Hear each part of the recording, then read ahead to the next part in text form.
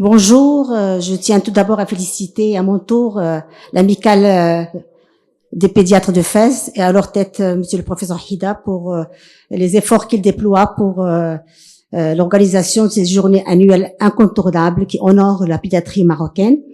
Et nous allons donc ouvrir cette session par un volet très pertinent de la pédiatrie qui est celui de l'urgentologie.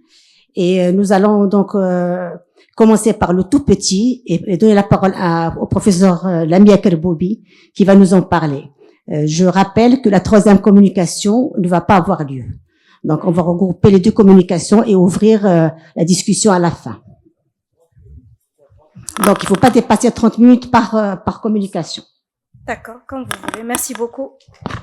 Donc, bonjour tout le monde. Je tiens tout d'abord à remercier tous les organisateurs, bien sûr, de l'amicale et puis je les remercie aussi de nous avoir invités et aussi d'avoir programmé cette session d'urgentologie. Elle fera suite un petit peu, ça sera la partie 2 de l'année dernière, donc tant pis pour ceux qui n'étaient pas là. Donc, voilà.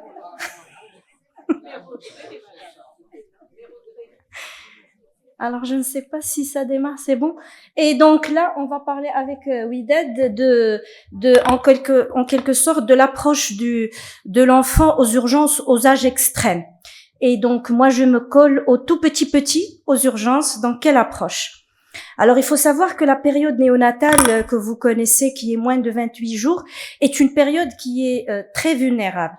Pour plusieurs raisons, bien sûr, que vous connaissez. L'évaluation clinique des nouveau-nés, elle est très difficile parce que les symptômes sont non spécifiques, même avec des maladies graves. C'est-à-dire qu'un même symptôme, ça peut être une simple pathologie banale, comme ça peut être une vraie pathologie. Alors, ces nouveau-nés, l'autre problème qu'ils posent, c'est qu'ils ont peu de réserves. Et donc, la décompensation, elle est rapide. Ils se dégradent rapidement. Et ce qui explique le risque élevé de mortalité et de morbidité. Ces petits, quand ils arrivent, cette population, quand elle arrive aux urgences, certes, elle ne constitue pas la partie la plus importante des tranches pédiatriques qu'on voit, mais c'est quand même, ça reste une tranche qui est pas mal vue aux urgences pour plusieurs raisons. Il y a les sorties précoces de maternité. Il y a le fait qu'il n'y a pas d'exigence pour l'examen du 7e, 10e jour. Depuis qu'on n'exige plus le BCG pour l'inscription à l'état civil, les mamans ne se présentent pas pour cet examen de fin de première semaine. Il y a le taux de natalité qui a baissé, donc les mamans se précipitent rapidement faire les urgences. Et donc tout ça explique pourquoi. Il y a aussi la facilité d'accès aux urgences. Et alors aux urgences, on va se retrouver devant différentes situations. Allant de la bobologie, on va dire, c'est des nouveau-nés qui devraient pas être là, qui viennent pour des motifs qui sont banaux, voilà, jusqu'aux urgences vitales. Et le problème, c'est de différencier justement entre cette bobologie, les urgences ressenties, les urgences réelles et les urgences vitales. Donc, c'est un vrai défi pour tout praticien aux urgences, parce que toute plainte ou symptôme du nouveau-né, pour les parents, il va mal, pour nous, il est malade. Et donc, il faut préciser, est-ce qu'il est gravement ou pas? C'est un vrai défi diagnostique et thérapeutique qu'il faut prendre au sérieux. Et nous commençons donc par ces cas cliniques. C'est un nouveau-né, il est à J7 de vie, il se présente pour hypotonie, refus de tétée et respiration rapide. Alors, quelle serait votre conduite à tenir? Vous pensez à quoi, hein? Ça, vous le recevez quand même. Hein? Infection. Oui. Quoi d'autre? Quelle approche face à ce petit de 7 jours qui se présente aux urgences? L'hospitaliser. Faire un bilan. Compléter l'examen clinique. Tout à fait, madame. Tout à fait. Tout à fait. Eh bien, devant un nouveau-né qui se présente aux urgences, pour les parents, il va mal, pour vous, il a un symptôme. La première chose, c'est qu'il faut avoir une approche qui doit être systématique. Alors, la première approche, ça va être le fameux triangle d'évaluation pédiatrique. Je pense qu'on en a assez parlé l'année dernière. Eh bien, c'est valable aussi pour le nouveau-né. Le triangle d'évaluation, il a 3 composantes, je vous rappelle, l'apparence, la respiration, la circulation. Ça vous permet de dire, est-ce qu'il y a une détresse vitale, qu'elle soit neurologique, respiratoire ou hémodynamique. Et ça par juste le quick look. Donc juste en 60 secondes, on peut déterminer est-ce qu'il y a une pathologie et déterminer le trouble physiopathologique. Et ça, pourquoi c'est intéressant? Parce qu'il va nous permettre en quelque sorte de trier et de déterminer est-ce que nous sommes devant des nouveau-nés qu'on doit catégoriser en urgent, des nouveau-nés qui doivent être catégorisés en prioritaire ou bien qui sont non urgents. En tout cas, rappelez-vous, les nouveau-nés sont toujours prioritaires aux urgences. Après, il faut toujours procéder à la fameuse séquence ABCD. Et chez le nouveau-né, contrairement au grand enfant, je vais dire, moi, on rajouterait peut-être un T avant. T pour température.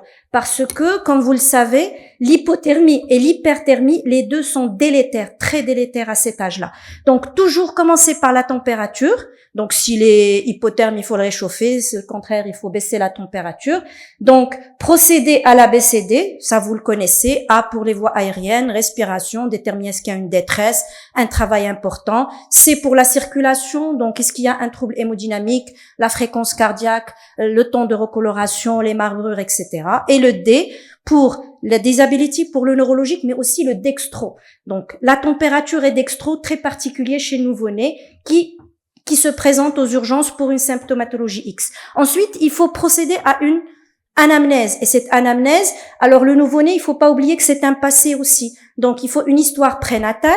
Donc, le déroulement de la grossesse, les sérologies, les antécédents de la maman, le déroulement de l'accouchement et le post-accouchement. La première, la période périnatale immédiate et les autres jours avant la sortie en maternité et après. Et puis, bien sûr, procéder à un examen clinique, comme on dit, de la tête aux pieds. Alors, pour ce petit, eh bien, il n'y a pas après l'ABCD, il n'y a pas d'antécédent particulier, grossesse, accouchement, suite de couches. On trouve une fièvre à 38,5 depuis quelques heures. Alors, qu'est-ce qu'on fait? On pense à quoi? Donc, infection jusqu'à preuve du contraire. Donc, ça, c'est l'adage qu'on nous a toujours appris. Tout nouveau-né qui va mal, sans raison apparente, est a priori suspect d'infection. Et tout nouveau-né fébrile est un sepsis jusqu'à preuve du contraire. Donc, vous êtes d'accord, il faut procéder à un bilan et il faut hospitaliser. Alors, l'hémoculture, le CBU, l'APL, vous la faites, oui ou non? Oui, systématiquement. Oui. Pardon? Alors, est-ce que vous êtes d'accord si un bilan inflammatoire est important ou bien, moi je pense que l'APL ici, elle s'impose. Alors, ici, la NFS, elle n'a pas vraiment un grand intérêt, c'est des signes de présomption. Les marqueurs de l'inflammation, par contre, sont importants. Il est au-delà de la première semaine, G7, et les marqueurs d'inflammation ici peuvent être importants. Et on peut revenir pour discuter l'APL. Effectivement, il y en a ceux qui vont discuter l'APL après des marqueurs d'inflammation qui sont très importants. Mais le problème ici, c'est surtout lorsque c'est des jeunes aux urgences, l'examen neurologique est très difficile. Donc, il faut se méfier. Radiothorax, si c'est une détresse, oui, mais sinon, non. Alors, ionogramme calcémie, ça, on le voit souvent. Alors, on pense à la déshydratation qui entraînerait une température à 38,5, mais attention, toujours éliminer l'infection et rechercher l'environnement pour pouvoir retenir ça. C'est un diagnostic d'exclusion. Donc, vous êtes d'accord, il faut hospitaliser. Alors, antibiothérapie, oui, mais surtout réévaluer après 48 heures. Pour savoir, donc il faut pas hésiter à poser l'indication de l'antibiotique, mais il faut savoir arrêter aussi. Alors un autre nouveau-né, celui-là aussi, il est à J7 de vie, il se présente pour hypotonie, refus de tétée, une fréquence à 44 cycles par minute. Dans les antécédents, on ne retrouve rien de particulier, un allaitement maternel exclusif, grossesse, suite de couches, accouchement RAS. Alors à l'examen, il est apyrétique, il est hypotonique et il est cyanosé. Alors, what next? Vous pensez à quoi? Dextro correct. Température normale. Alors, ça vous évoque quoi? Un nouveau-né comme ça, apyrétique, hypotonique avec cyanose? Est-ce qu'il y a que la cardiopathie? La neurologie? On va mettre tout le monde d'accord, hein.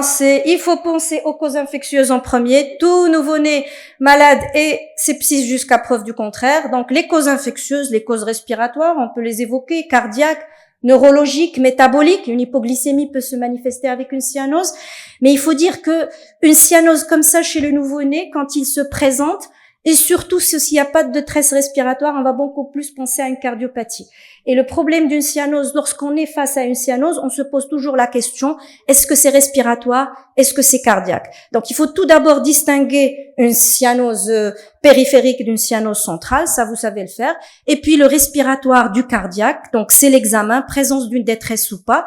Et puis, le test d'hyperoxie, il peut être intéressant. Donc, soit le test d'hyperoxie, voire même les gaz après 10 minutes d'oxygène, est-ce que ça augmente la PO2 ou pas? Donc déjà, correction de la cyanose, cardiopathie non cyanogène ou problème respiratoire. Persistance de la cyanose, on va plus s'orienter vers un problème cardiaque. Donc toujours, il faut une évaluation. Lorsqu'on pense à un problème cardiaque aux urgences, pensez à la tension aux 4 membres, à la saturation en pré- et post-ductal, à l'examen cardiaque minutieux tout en gardant en tête que les cardiopathies, la plupart des cardiopathies à révélation néonatale ne soufflent pas. Donc n'attendez pas à trouver un souffle.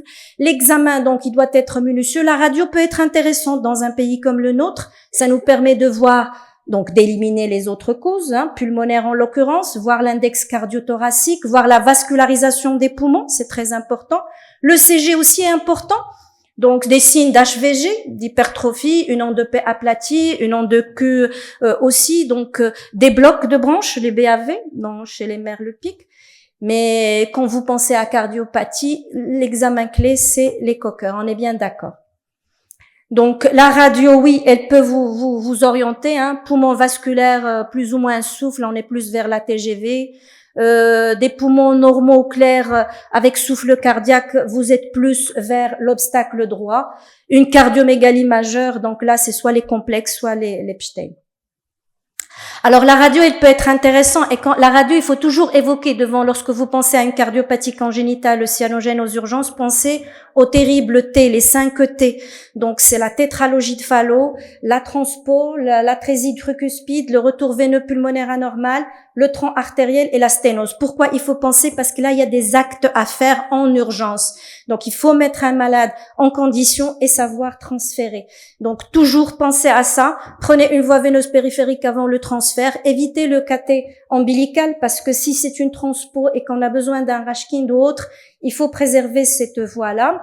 Alors l'idéal serait de mettre, lorsque vous pensez à des pathologies ductodépendantes et qu'on veut maintenir le canal artériel ouvert, donc c'est une perfusion de prostaglandine.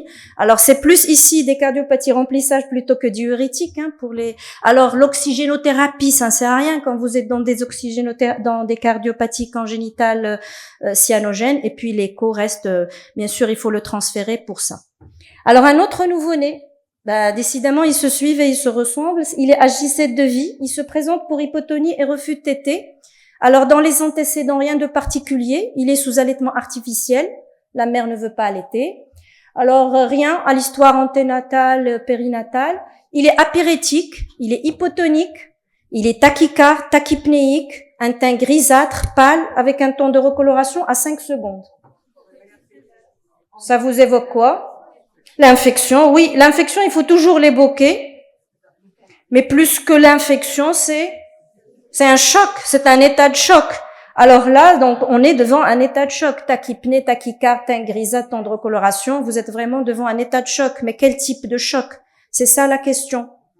Donc ça peut être un choc septique, on doit l'évoquer de principe, mais ça peut être aussi un choc cardiogénique. Donc fermeture, toutes les cardiopathies ductodépendantes, c'est l'âge de révélation. Choc hémorragique, pourquoi pas? Il peut saigner dans la tête, il est pâle, et voilà.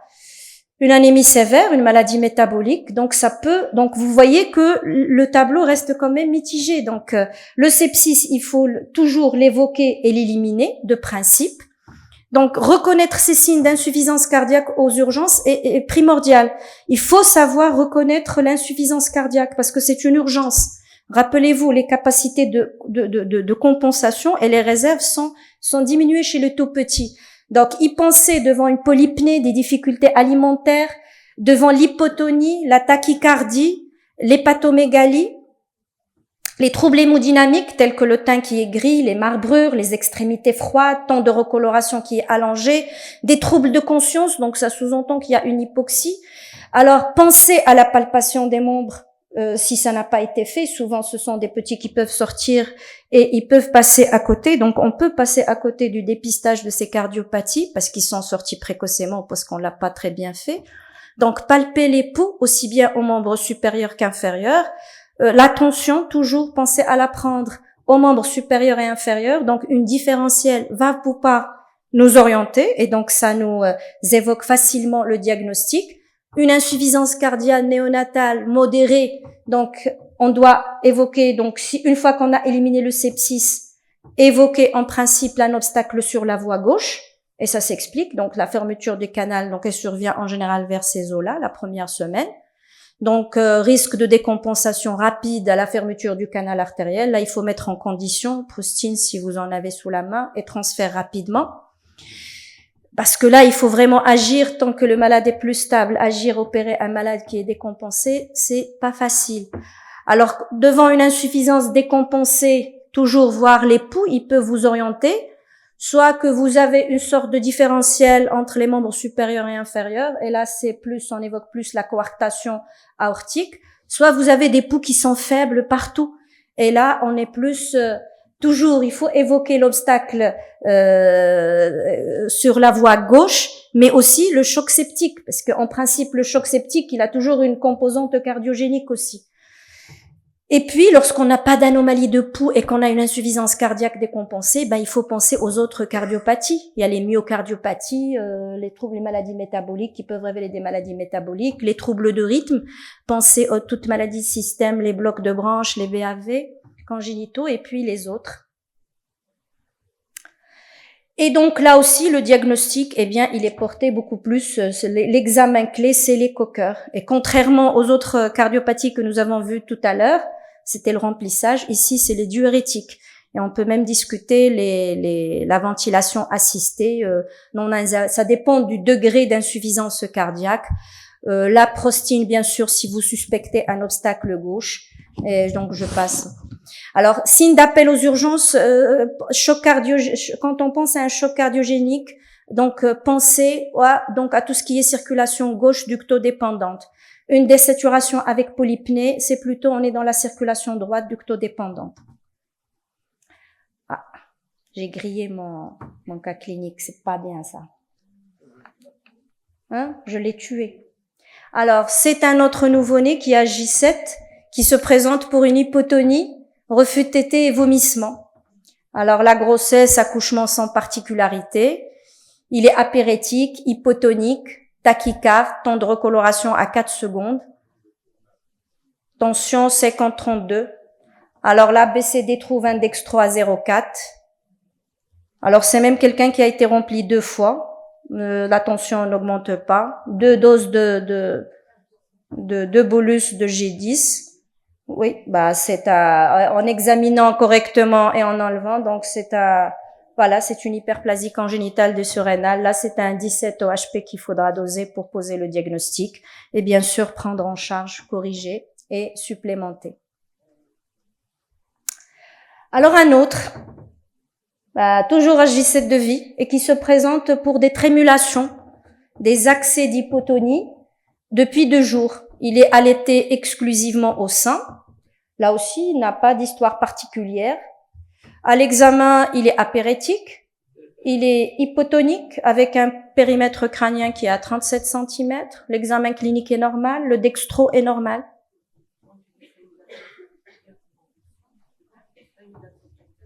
Oui. Oui. Oui. Pardon? L'hypocalcémie, des troubles métaboliques, oui. Donc là, ça vous évoque des convulsions. Trémulation, oui. Trémulation avec des accès d'hypotonie. Voilà. Donc il faut justement savoir différencier entre ce qui est pathologique et ce qui ne l'est pas. Est-ce que ce sont de vraies convulsions ou c'est des trémulations? Voilà. Alors, ce qui va nous permettre de dire, voilà, quand on retient, etc. Et c'est surtout la clinique. Parce qu'un enfant, là, il a des accès quand même d'hypotonie. Il fait des accès d'hypotonie. Il faut un bon examen neurologique. Voir si vous n'avez pas d'hypotonie axiale, d'hypertonie périphérique, donc le périmètre crânien, la dysmorphie, etc. Donc ça, ce sont des signes qui vont nous permettre de différencier entre voilà, donc cette rémulation, est-ce que ce sont de vraies convulsions ou pas? Tout en sachant que la grande difficulté chez le nouveau-né, c'est que ces crises convulsives sont souvent frustes et subtiles. Donc, il n'y a pas de tonico-clonique généralisée chez le nouveau-né du fait de son immaturité. Donc, c'est souvent des crises cloniques, toniques, myocloniques, et c'est pas souvent le cas. Il faut savoir plutôt y penser lorsque c'est des petits qui vont faire des manifestations motrices automatiques. Donc parfois c'est des mâchonnements, des mouvements de pédalage, de clignement des yeux, et parfois on pense au strabisme, on pense à autre chose, mais on pense pas à ça. Il y a même les manifestations vasomotrices, donc ça peut être des apnées aussi, ça peut être des changements de teint, et il faut savoir évoquer des convulsions donc chez ces nouveau-nés. Et après, il faut chercher l'étiologie, tout à fait. Alors qu'est-ce que ça peut être qu'on cause devant des convulsions en période néonatale? Le cerveau, donc une cause neurologique, cause métabolique. Les causes sont multiples et vous les voyez ici. Donc toujours le sepsis, il ne faut pas l'oublier. Toujours évoquer le sepsis même s'il est apéritique. Donc le sepsis, il faut l'évoquer. Le traumatisme, des erreurs innées du métabolisme, des troubles métaboliques tels que l'hypoglycémie, l'hypocalcémie, l'hyponatrémie, des causes toxiques, des drogues, des mamans qui sont toxicomanes, etc. Donc tout ça, il faut savoir y penser. Et là, donc pour devant une convulsion néonatale, donc c'est toujours un bon interrogatoire, un bon examen clinique, éliminer ce qui est éliminable et facilement traitable, donc faire un dextro, et puis procéder à un bilan complet, tout en n'oubliant pas de la tête l'infection. Ici, l'APL s'impose. Et puis, les examens, le reste de l'examen, eh bien, ils vont être orientés en fonction des données que nous avons recueillies. Encore un autre, puisque on n'a pas la troisième orateur. Donc, il est à J7, celui-là, et il se présente pour refus. Vous allez me dire à la fin pourquoi j'ai choisi toujours les J7. Je vais vous le dire à la fin. Rappelez-moi, je vous le dirai, comme dirait Mkhtari, rappelez-moi, je vous le dirai. Alors, Seb, voilà. Alors, il est à J7 et il se présente pour refus de tétée, vomissement, mauvaise prise pondérale. Il est allaité par un allaitement artificiel, grossesse, accouchement, suite de couches, rien, mais on trouve quand même 2 décès néonataux, survenus précocement, avant J7. À l'examen, le nouveau-né est apyrétique, il est hypotonique, il est somnolent, il est tachycarde, il a une fréquence à 55 cycles par minute et un temps de recoloration à 4 secondes.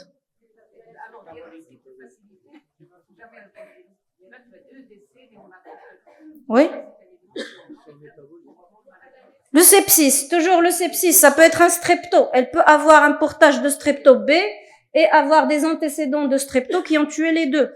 Donc, le sepsis.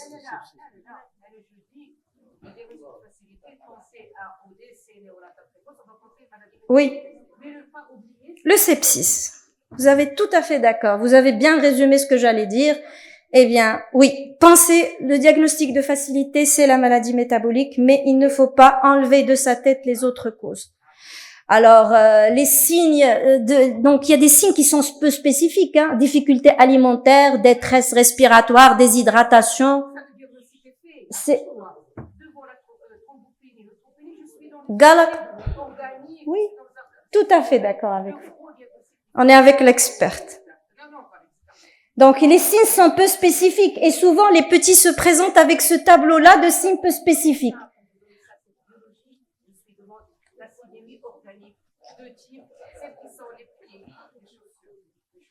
Les odeurs. Alors, il faut dire que j'ai jamais senti d'odeur, donc depuis 20 ans, mais bon. Alors, les signes qui sont plus spécifiques, c'est ça. C'est une dégradation inexpliquée de l'état général et surtout l'intervalle libre. La notion de consanguinité de décès nous oriente facilement vers une maladie métabolique. Alors, il faut pas se laisser voir, parce qu'on a dit qu'il faut évoquer le sepsis de principe.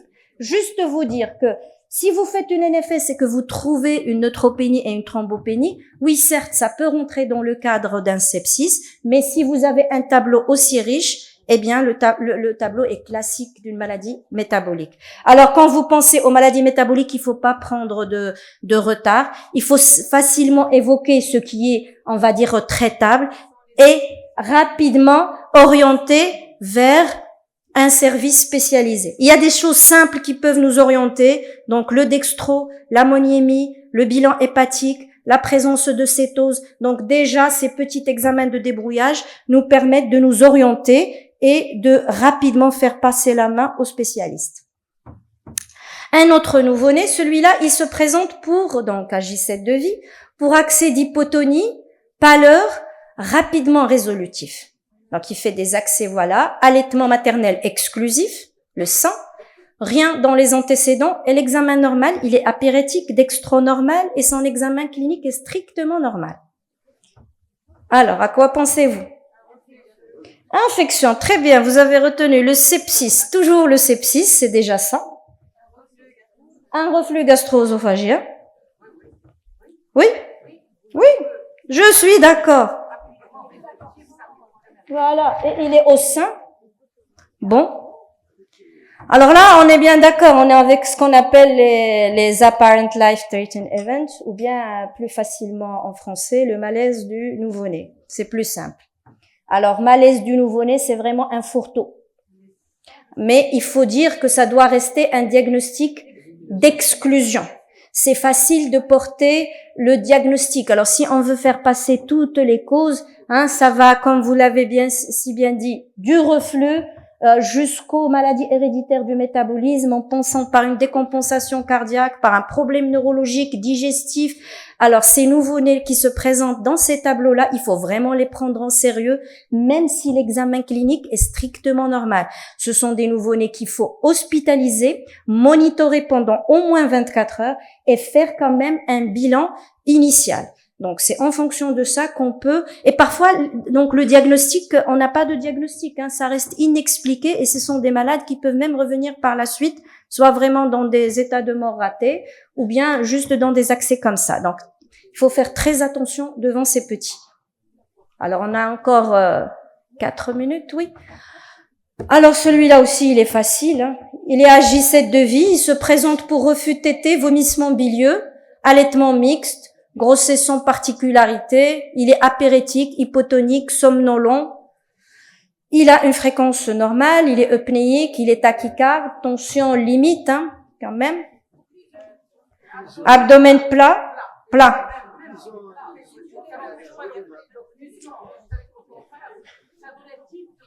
On s'en fout de l'abdomen.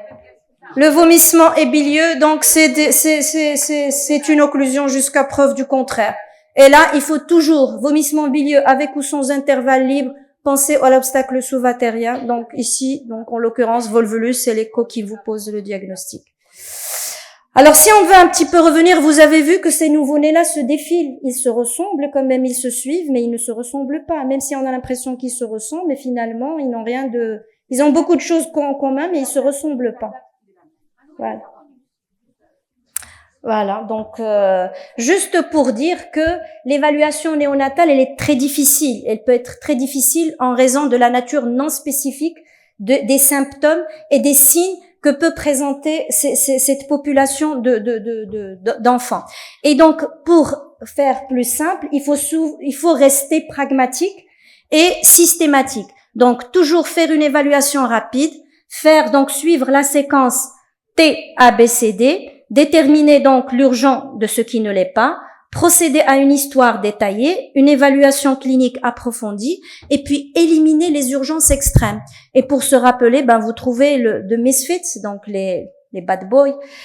Et donc là, c'est un mémotechnique pour se rappeler donc de Misfits ou de Neo Secrets. Et donc là, vous avez toutes les causes dont il faut se rappeler. Donc les causes, il n'y a pas que ce qu'on a vu, mais il y a aussi les causes traumatiques qu'on n'a pas vues, l'hypovolémie, les troubles d'alimentation, tout ce qui est feeding et donc des erreurs diététiques, des reconstitutions de biberon, etc. Donc tout ça, ça va vous permettre de vous orienter et de ne pas passer à côté d'un diagnostic grave. Et donc, en conclusion, juste pour terminer, eh bien, les tout petits aux urgences, il faut savoir relever le défi quand on est face à cette population. Ils peuvent toujours nous surprendre, hein, et ils nous surprennent toujours. Un nouveau-né qui ne va pas bien, pas comme d'habitude, est un défi pour le praticien. Il faut assurer une évaluation rapide, une stabilisation de routine et un traitement à plusieurs volets en attendant le diagnostic. Et puis, rappelez-vous toujours, vous pouvez vous aider des acronymes pour vous rappeler les situations les plus urgentes. Et je vous remercie.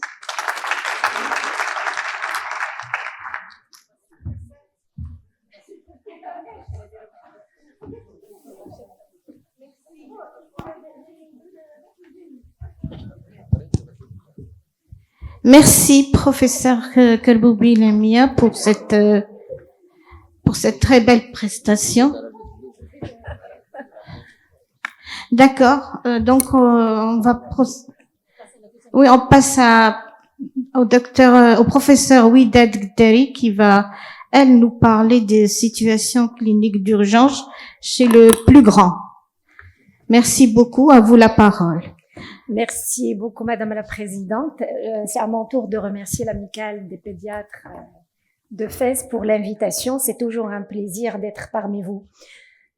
Pour le grand enfant, moi, je vais pas faire le tour des pathologies du grand enfant au service d'accueil des urgences pédiatriques, au service des urgences ou en pédiatrie, mais j'ai choisi quelques cas cliniques qui nous ont permis un petit peu de revoir nos pratiques professionnelles et avec lesquelles nous avons appris beaucoup de choses et on s'est mis aussi en autocritique par rapport à l'évaluation et à la prise en charge de ces enfants.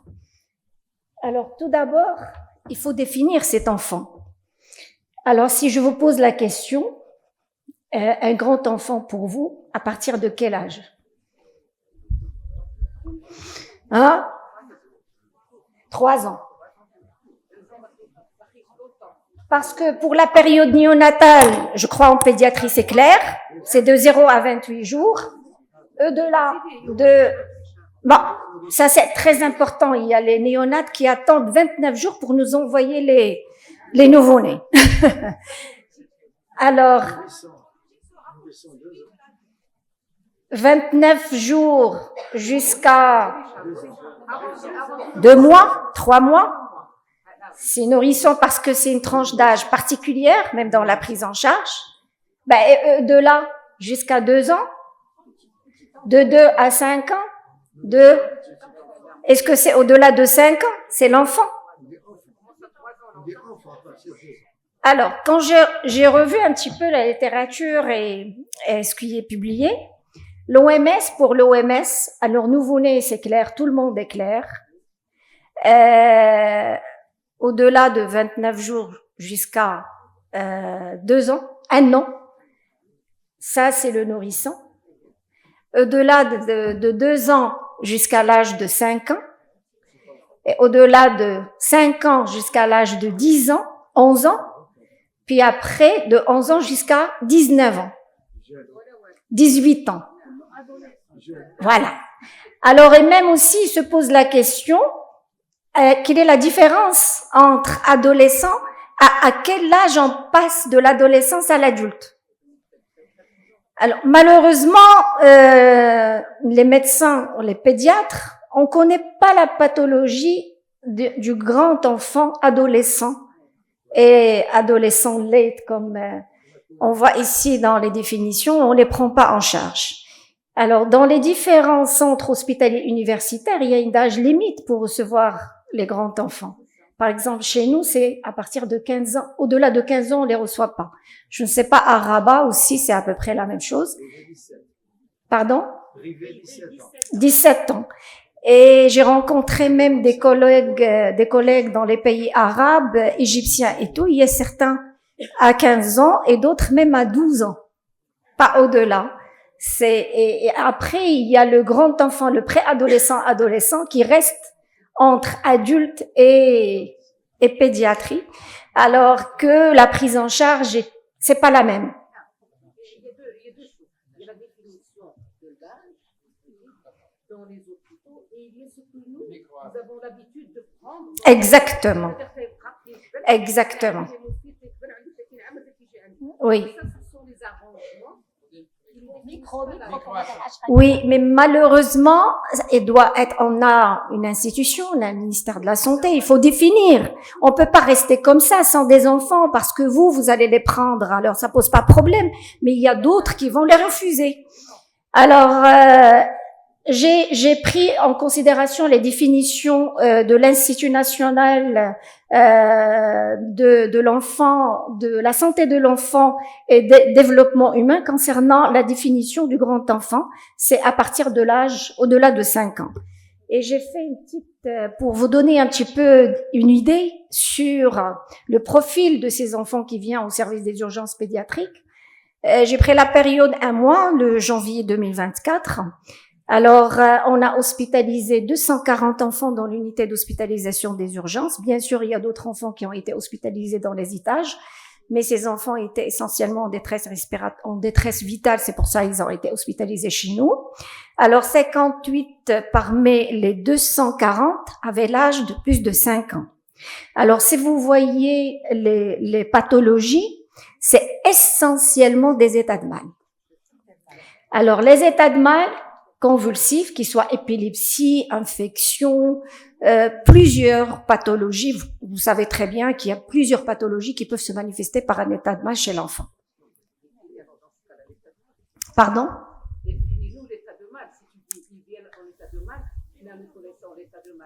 Convulsif. Il faut donner un micro à Madame Haj Khalifa parce que quand elle intervient, on n'entend pas. Attends. Dans la pratique, quand on nous dit un état de mal, Convulsif. on va dans l'état de mal épileptique, par exemple, ou la convulsive, et même le non convulsif, mais on le voit pas. Il y a Exactement. Tu connais la nouvelle définition, tout ça. Et puis l'état de mal asthmatique. Mais maintenant, les autres, définis-nous les autres états de mal, puisque Alors ici, pardon, oui. Merci beaucoup, Madame Haj Khalifa. Je parle ici de l'état de mal convulsif. L'état de mal convulsif, je crois que c'est écrit, mais c'est petit. Alors, l'état de mal convulsif en premier, suivi des traumatismes, c'est essentiellement les accidents de la voie publique. Après, les chutes. Et troisième motif, c'est les intoxications et c'est des tentatives de suicide. Alors, au-delà de 5 ans, c'est intoxication, tentative de suicide. Et actuellement, on a beaucoup, et même j'ai discuté avec mon ami Lamia, et on en voit de plus en plus les intoxications chez les adolescents et les préadolescents. Alors, quand vous voyez les détresses respiratoires et même les états de choc, ça vient en dernier, ce qui est différent par rapport à l'enfant âgé de moins de 5 ans, essentiellement le nourrisson.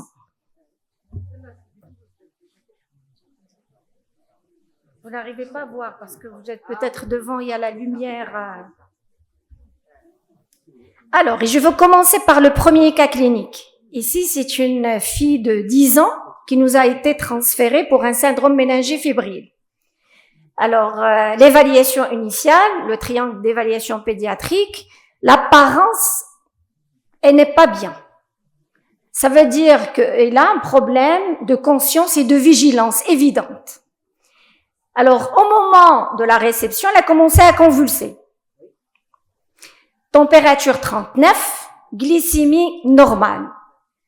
Alors, la prise en charge, bien sûr, en urgence, position latérale de sécurité, oxygénothérapie, Valium en intrarectal, 2 doses, puis Gardénal, bon, il y a que le Gardénal, dose de charge, qu'on a donné, et après, c'est calmé, évaluation ABC, bon, il y a une stabilité respiratoire et une stabilité hémodynamique.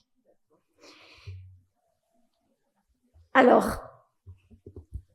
anamnèse avec les parents, puisqu'on a stabilisé l'enfant, antécédent de trauma crânien il y a 3 mois.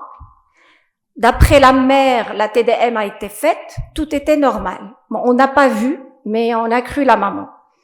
L'histoire de la maladie avait commencé 7 jours avant. C'était des céphalées, fièvre et vomissements.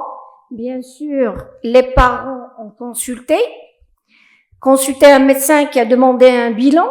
Bah, NFS, je peux comprendre parce qu'il y a la fièvre. VS, je ne sais pas. Azat, Alat, je ne sais pas pourquoi. Antibiothérapie prescrite par voie orale. Aucune amélioration. Il y a apparition même de la somnolence. C'est des troubles neurologiques. Référence à un centre hospitalier universitaire. Centre hospitalier universitaire, on n'a pas ça. Référence au CH. Pardon?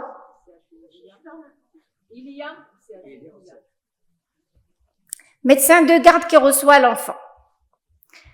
Alors, à l'examen, pour le médecin de garde, bon, en tout cas, c'était écrit sur la lettre syndrome méningé fébrile, raideur de la nuque. Alors, vu que l'histoire avait commencé 7 jours avant, il y a les troubles neurologiques, somnolence. Le médecin, bien sûr, vous connaissez très bien ce qu'il va faire. TDM cérébral. Ça traîne depuis 7 jours. Est-ce qu'on a le droit de faire une ponction lombaire après 7 jours d'évolution d'un syndrome méningé fébrile? Ça, c'est une question.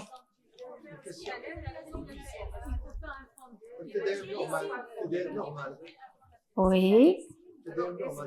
Alors, vous, par exemple, en pratique, est-ce que vous faites l'APL directement devant une raideur méningée ou, vu que la symptomatologie avait commencé X jours, c'est difficile à définir, il faut faire une TDM avant de faire la ponction lombaire?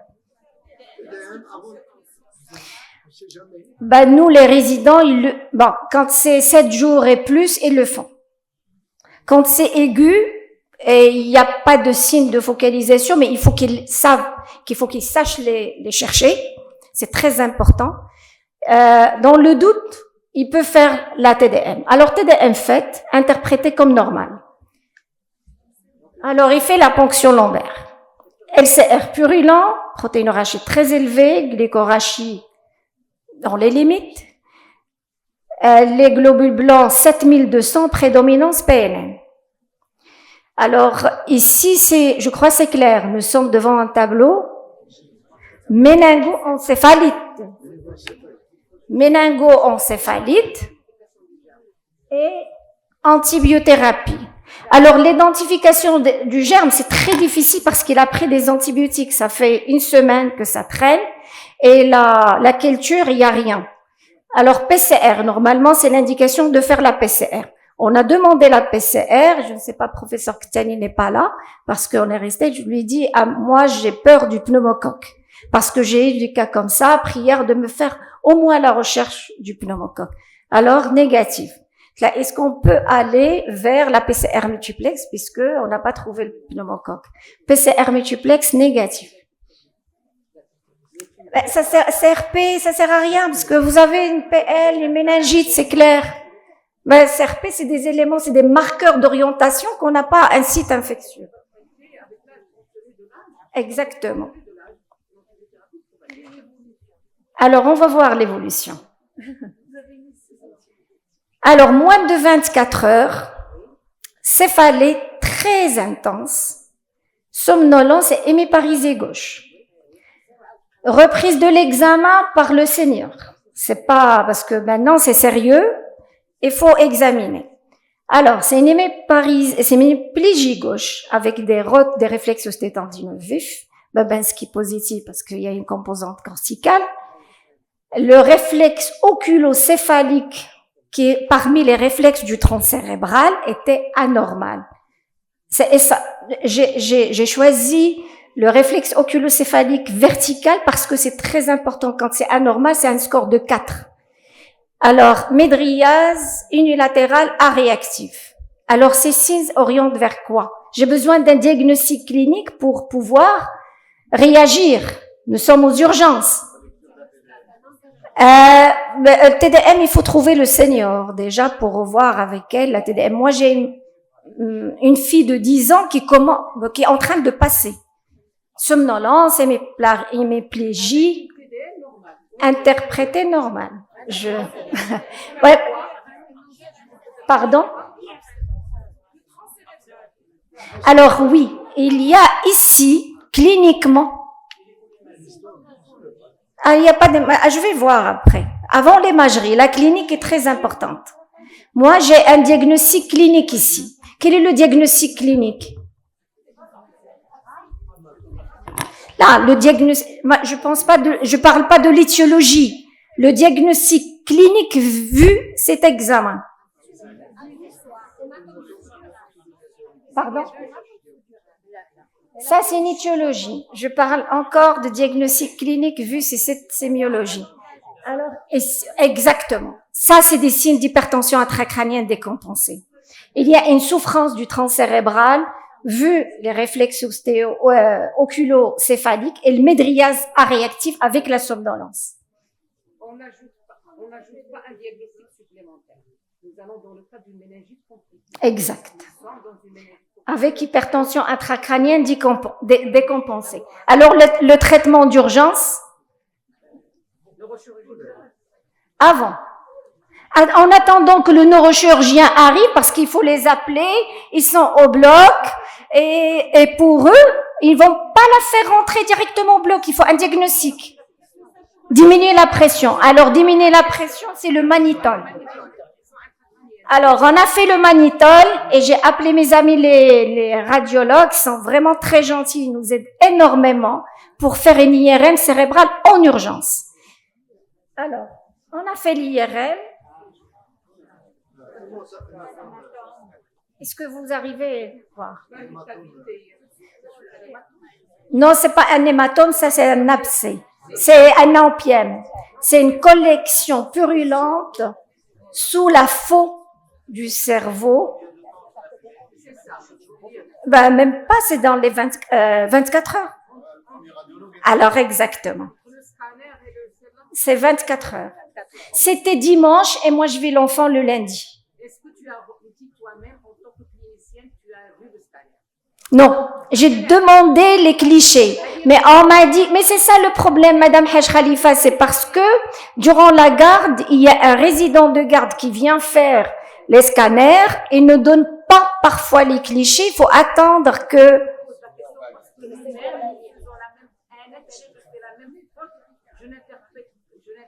Pas moi-même. Les clichés. Une insuffisance de nous-mêmes en tant que praticien. Alors, et comme vous voyez ici, je ne sais pas, est-ce que... Alors, il y a tout ça, c'est une collection purulente qui va vers les sinus. Je dis que les cliniciens, tout cliniciens que nous sommes, c'est vrai, nous ne sommes pas des radiologues, nous faisons confiance aux radiologues, mais nous devons nous-mêmes essayer de faire l'effort d'interpréter. Exactement.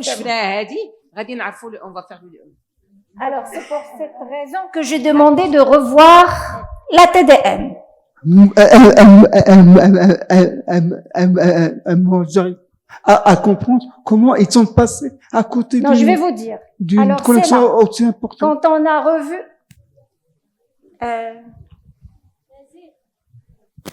Alors, ici, c'est la TDM qui a été faite. Vous voyez ici, au niveau de la faux du cerveau, il y a une hypodensité. Il y a une hypodensité, mais qui se rehausse après la prise, l'injection d'un produit de contraste. Et quand on a revu avec les seniors de radiologie, vous voyez ici l'interprétation. Alors, mise en évidence d'une collection parafalsorielle latéralisée à droite, extra-axiale hypodense, de forme fusiforme, à droite étendue de la fosse cérébrale postérieure. Ben, le plus important, c'est ici, la ligne médiane était en place.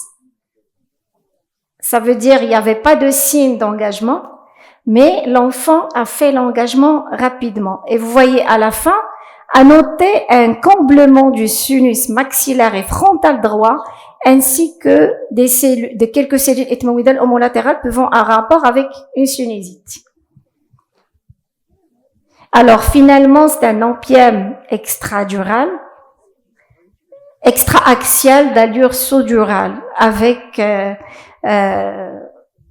localisation méningée, bien sûr. point de départ, voilà.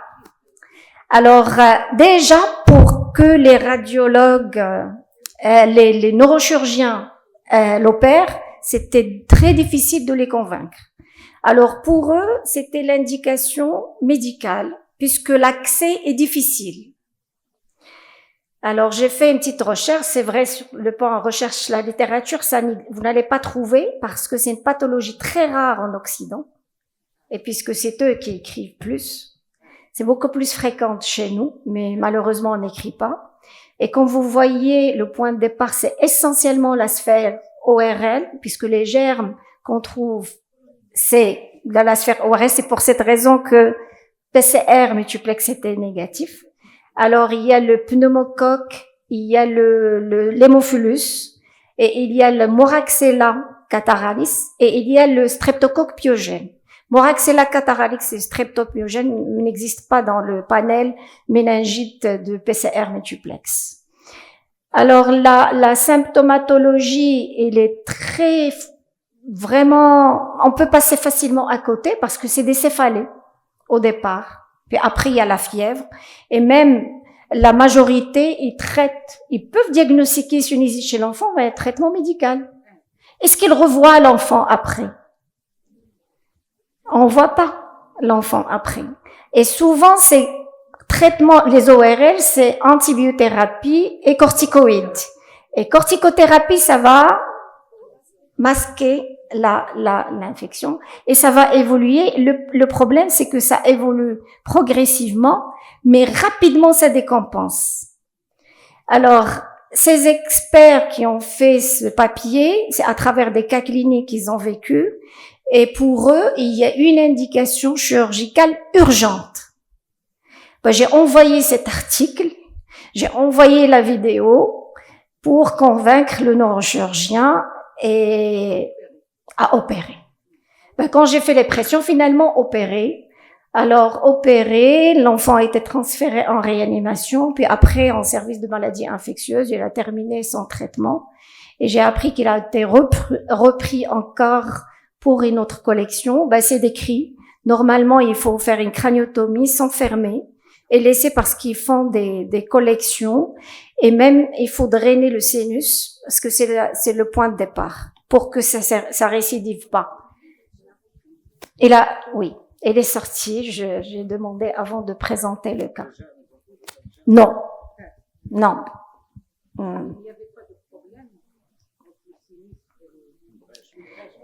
Alors, le problème, la rechercher parce que la maman a perdu la TDM faite quand il y avait le trauma crânien.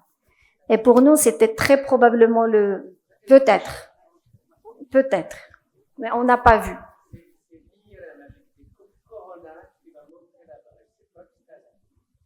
Oui.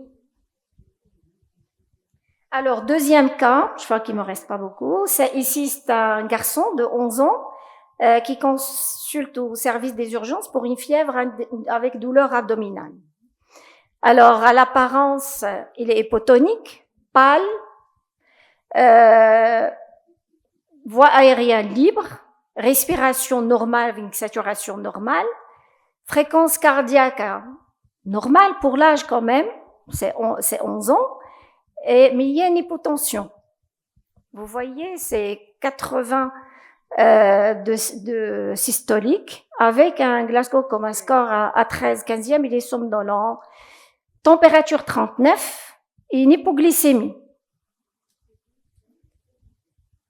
Alors, bien sûr, traitement d'urgence et en même temps, interrogatoire, examen physique. Alors, trauma crânien, il y a 2 mois. Vous voyez, c'est très fréquent chez l'enfant. Histoire datée de 8 jours, fièvre, douleur abdominale vague, mais ça devient de plus en plus intense. Plusieurs consultations, il devient très hypotonique. C'est pour cette raison que la maman l'a ramené.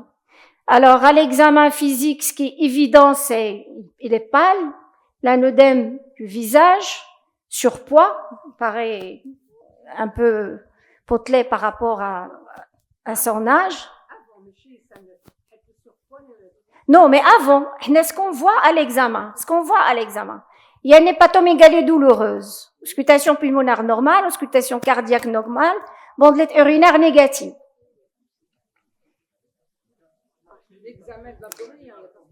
Exactement. On a pensé à un abcès hépatique.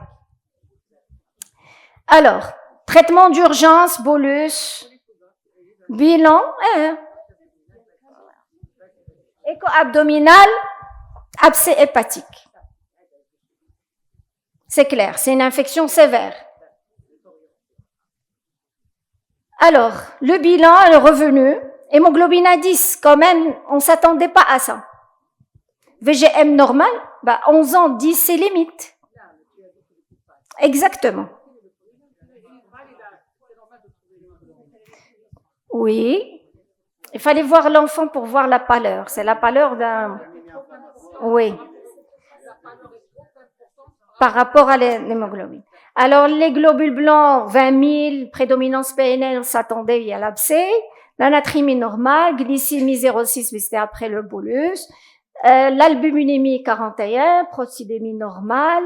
Azat, alat élevé, c'est olyse hépatique. Il y a l'abcès, il y a une souffrance. La fonction rénale est normale.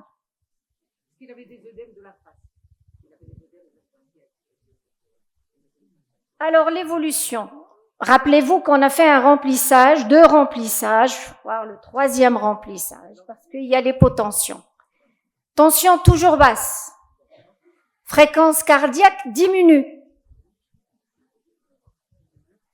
Et œdème, cette fois généralisé. Exactement. Exact. Et une bandelette urinaire négative, il n'y a pas d'atteinte cardiaque, il n'y a pas d'atteinte hépatique, il n'y a pas d'atteinte rénale.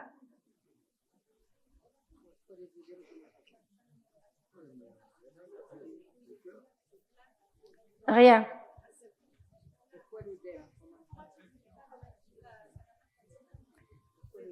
Mais on peut le voir au niveau du foie quand on fait l'échographie, non? Il n'y a que l'abcès.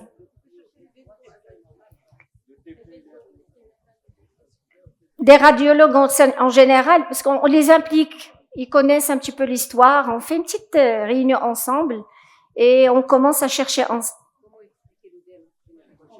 C'est ça la question. Oui, parce que moi je sais pourquoi. Alors, déjà, c'est une urgence. L'hypotension, ça me dérange. La bradycardie, ça me dérange. Il faut réagir. Alors, on a commencé la dopamine. Pourquoi la dopamine et pas la noradrénaline? Parce que, avec cette bradycardie, on a pensé beaucoup plus à l'atteinte aussi myocardique avec le bas débit. Et on s'est dit, on va donner un produit aussi action en augmentant les résistances vasculaires systémiques et action myocardique pour l'inotropisme, pour améliorer la fonction rénale, la fonction myocardique. Alors, dopamine, toujours, tension artérielle, 85, fréquence cardiaque à 60. C'est un choc septique résistant au remplissage, réfractaire remplissage et résistant aux catécholamines. Alors, quand on revoit les guidelines, parce que c'est clair depuis longtemps dans la campagne Survivre au sepsis, quels sont les traitements, pardon? Oui. Alors, bien sûr, remplissage, antibiothérapie, catécholamine. Quand on arrive à une résistance aux catécholamines, on voit dans les guidelines, c'est des propositions thérapeutiques. Il y a la corticothérapie en premier. Alors, vous voyez, même dans les guidelines, ils disent qu'il faut pas donner systématiquement. Alors, pourquoi la corticothérapie? Parce qu'il y a les enfants qui font une petite insuffisance urинalienne aiguë, mais il faut la prouver. Ça veut dire qu'il faut faire un test à la CTH et doser le cortisol. Et quand c'est bas, c'est là où il y a l'indication de donner une petite dose de corticoïdes. C'est pas anti-inflammatoire, c'est essentiellement de stress pour aider et pour qu'il y ait une réponse aux catécholamines. C'est en général entre 50 mg à 100 mg par mètre carré, en 3 à 4 prises. Alors, il y a aussi un autre médicament qui peuvent donner, bon, ça c'est toujours pour la corticothérapie. Un autre médicament qu'ils peuvent donner, c'est l'évothyrox. Alors, quand vous voyez un petit peu le mécanisme, la physiopathologie de sepsis, il y a une application immunologique inflammatoire et aussi métabolique et endocrinien. Et les hormones les plus impliquées, il y a le cortisol, et il y a aussi les hormones thyroïdiennes parce qu'il intervient dans tout le métabolisme de l'organisme. Alors, ils disent que les enfants qui font un sepsis grave, ils peuvent avoir une diminution des hormones thyroïdiennes. Si on donne, on va les aider. Mais dans les recommandations, les études faites, même si on les donne, c'est pas systématiquement une réponse positive. Il faut le donner à des malades bien particuliers qui ont déjà une pathologie hormonale. Donc là, finalement, cette thérapie, c'était pour augmenter la pression et le rythme cardiaque. Exactement. On est l'œdème de la face.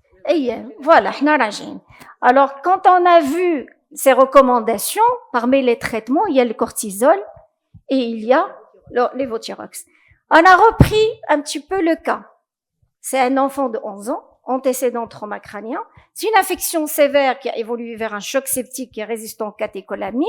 Et les éléments cliniques que nous avons, c'est la pâleur qu'on n'arrive pas à expliquer, l'œdème généralisé, pourquoi il fait cette bradycardie, l'hypotension. Alors, c'est pas une insuffisance surrénalienne, la natriumicalémie normale. Alors, cétolyse hépatique, une fonction rénale normale. Alors, qu'est-ce qui reste? Le corps normal? Exact. Alors, ça fait hypothyroïdie acquise. Parce que c'est un grand enfant. Dosage hormonal, TSH bas, T4 bas. Centrale. Si, centrale. On a demandé l'IRM. لا ما عنده هو نازله.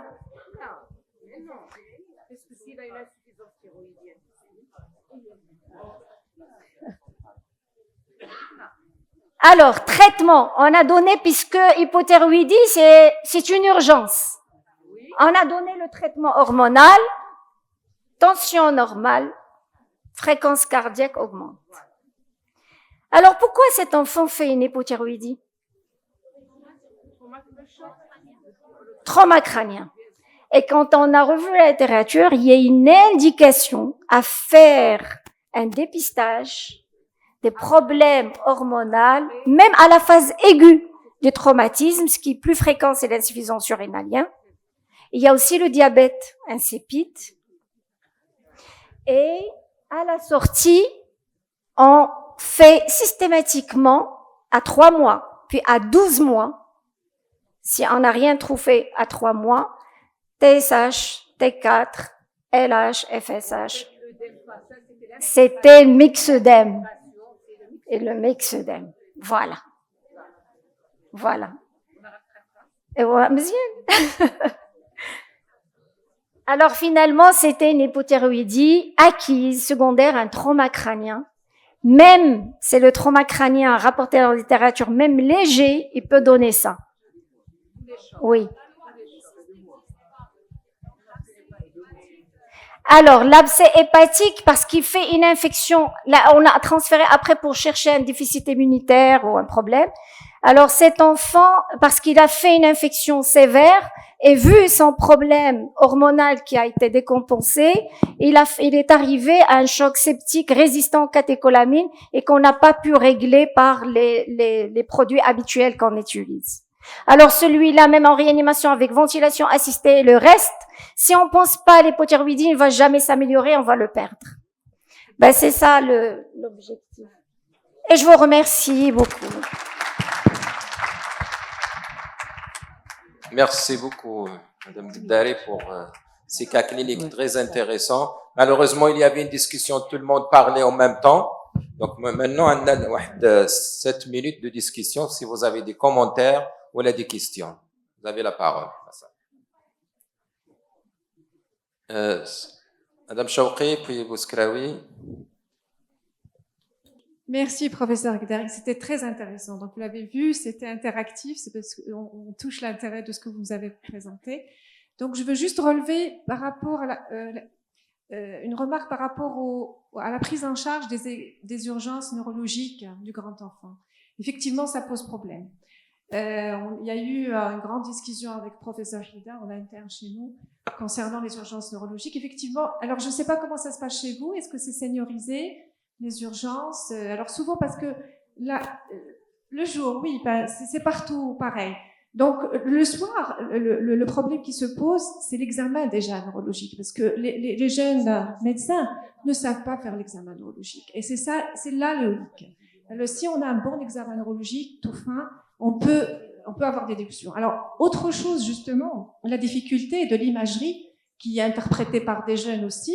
Alors, ça serait bien, peut-être avec les techniques récentes, de transférer les coupes aux seniors pour qu'ils donnent le feu vert pour l'APL. Je pense que c'est quelque chose de très intéressant. Voilà. Donc, je voulais juste soulever ça. Peut-être il y aura des réflexions sur la prise en charge de l'enfant aux urgences. Est-ce qu'il faut senioriser ou pas? Comment pallier à ces difficultés-là? Je pense que c'est ça la question. Et puis, pour le deuxième cas, qui est très intéressant aussi, l'hypothyroïdie. Oui. Alors là, vous avez dit qu'il y a de myxœdème. Oui. On sait très bien que quand on a de l'hypothyroïdie, le myxœdème, pour qu'il s'installe, il faut du temps. Oui. Donc, ça veut dire qu'il était ancien, l'hypothyroïdie. Exactement. Et là, je reviens à l'examen clinique. Est-ce qu'il n'y a pas de retard statural chez cet enfant? Et j'insiste sur l'examen. Voilà. Alors ici, pour l'approche au niveau des urgences, c'est un peu différente. Nous, pour la croissance et tout, c'est pas ça le plus important initialement. C'est sa vie. Mais c'est cette prise en charge globale, malheureusement, qui n'existe pas.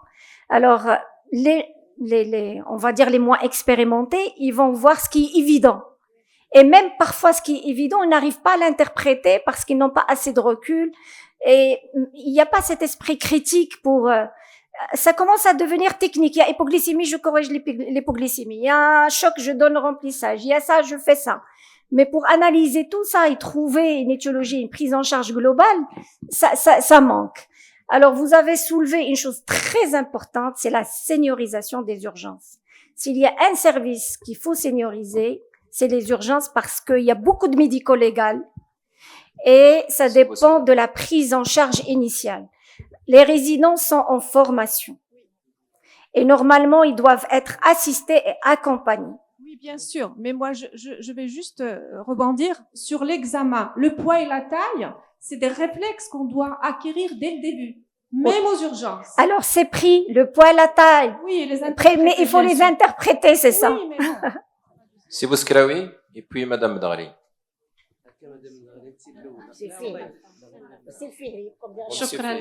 Merci, professeur Bouskeraoui, pour votre gentillesse. Alors, merci aux oratrices, c'est très intéressant. Et merci au professeur Kerboubi pour ces excellents cas cliniques de 7 jours.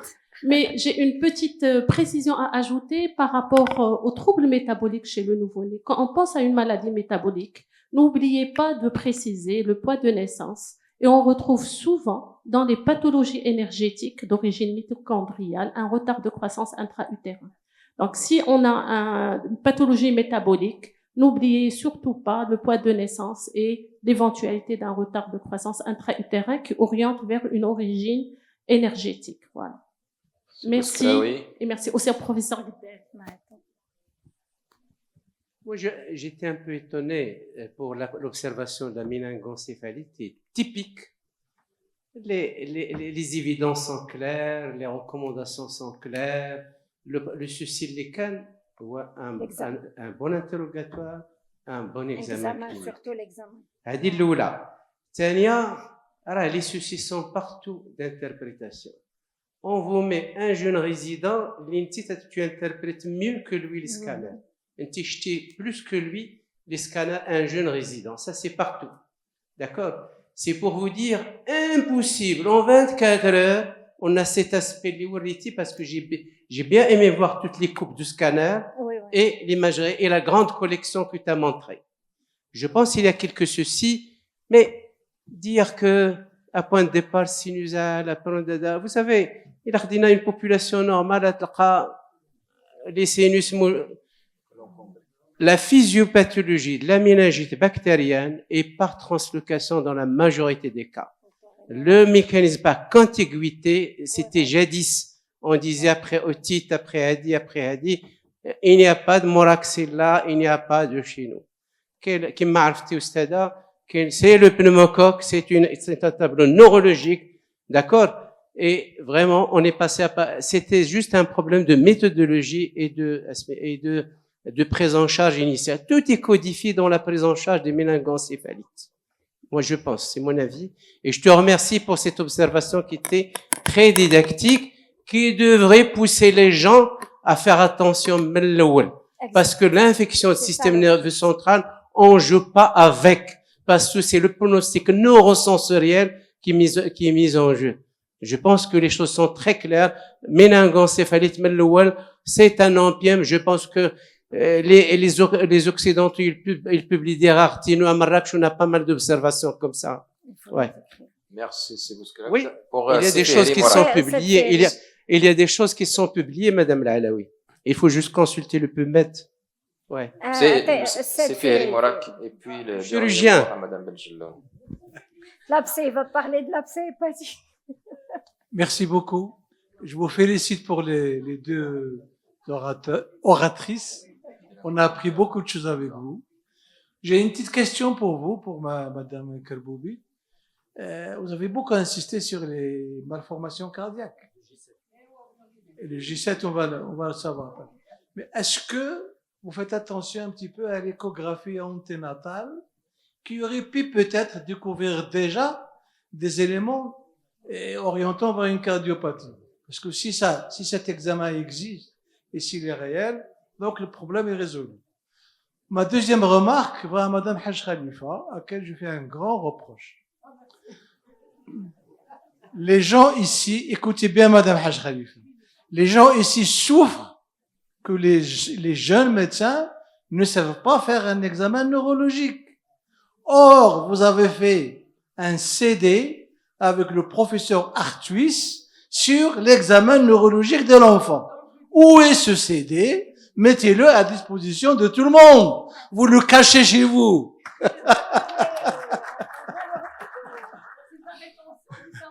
Ma troisième remarque, chez Madame Gueddari, votre patient, je suis étonné de ce que vous faites au service des urgences. Alors, il y a plein de malades, et vous avez des particularités qui ne peuvent même pas être gérées dans des services hyper spécialisés. Je vais vous dire chapeau.